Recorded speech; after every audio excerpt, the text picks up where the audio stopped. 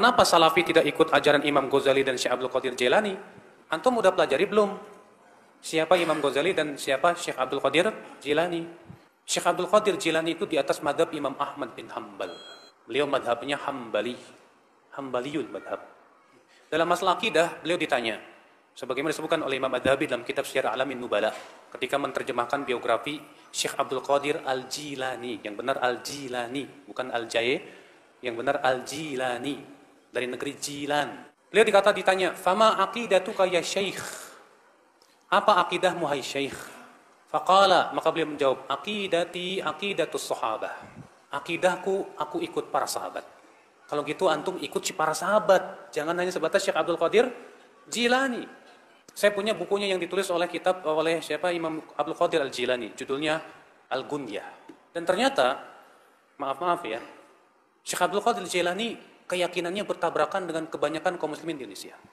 Karena kaum muslimin Indonesia banyak menisbatkan kepada akidah Asy'ariyah. Sedangkan Syekh Abdul Qadir Jilani termasuk yang membantah akidah Asy'ariyah. Di mana dalam kitab Al-Gunyah beliau berkata begini, "Wa kana Allahu ala arsy istawa." Dan adalah Allah bersemayam di atas arasy-Nya. Wala yuqal kama taqulul Asy'ariyah. Dan tidak boleh dikatakan seperti yang diucapkan oleh kaum Asy'ariyah, bi annallaha fi kulli makan, bahwasanya Allah di setiap tempat. Jelas, kalau antum enggak percaya silahkan rujuk kitab Al-Gunyah tulisan Syekh Abdul Qadir Jilani. Tegas di situ beliau mengatakan begitu. Saya pernah, Pak, maaf saya di salah satu kiai di kampung saya, dia mengkafirkan saya. Hanya karena saya berkeyakinan bahwa Allah bersemayam di atas arsy. Kata dia, Ustadz Badrul Salam itu kafir. Masa dia mengatakan bahwa Allah bersemayam di atas arsy? Saya bilang, kalau gitu kenapa Bapak tidak mengkafirkan Syekh Abdul Qadir Jilani? Bapak mengagungkan Syekh Abdul Qadir Jilani, oh itu kutub, ya wali itu wali. Dalam dunia tasawuf, Syekh Abdul Qadir Jilani itu disebut dengan apa? Al-Ghauth, kutub, walinya para wali, sampai derajat yang paling tinggi, Pak. Sampai disebutkan dalam manaqib Syekh Abdul Qadir Jailani, katanya Syekh Abdul Qadir Jailani menempeleng malaikat maut. Ya. Kita katakan, taib, Anda menghormati Syekh Abdul Qadir Jailani? Syekh Abdul Qadir Jailani mengatakan Allah bersemayam di atas arsy. Kenapa Anda tidak kafirkan sekalian? Inilah, ya akhi, memang kita harus membuka pemahaman kepada masyarakat siapa hakikatnya Syekh Abdul Qadir Jailani. Dan Syekh Abdul Qadir Jailani itu hidup setelah imam yang 4. Makanya disebut bahwa beliau di atas fikihnya dalam masalah madhab. Beliau madhab Imam Ahmad bin, bukan Syafi'i beliau, tapi Hambaliyul madhab.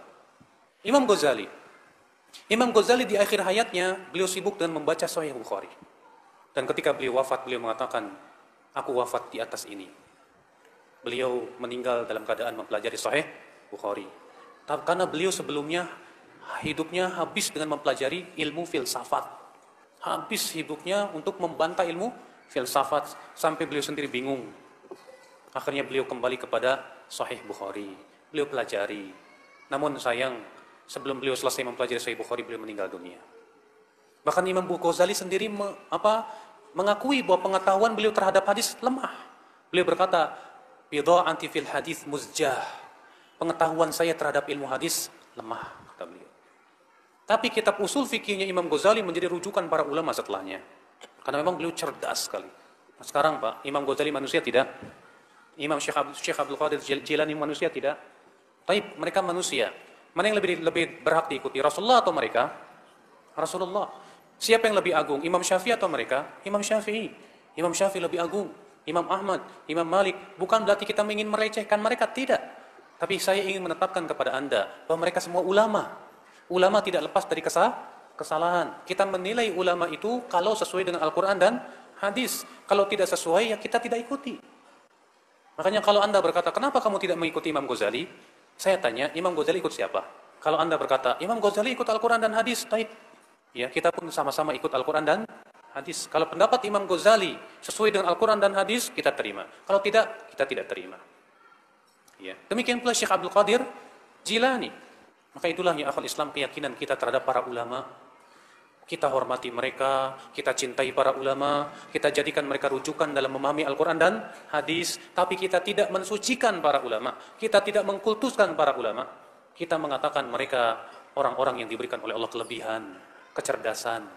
Namun kalau mereka berselisih pendapat, kita lihat mana yang paling kuat dalilnya. Kesalahan kaum muslimin, Pak, ketika terjadi perselisihan ulama, berdalil dengan pendapat ulama. Padahal kata para ulama, pendapat ulama bukan dalil untuk ulama lain. Seharusnya kalau terjadi perselisihan ulama, dalil kita Al-Quran dan hadis. Itu yang kita pakai.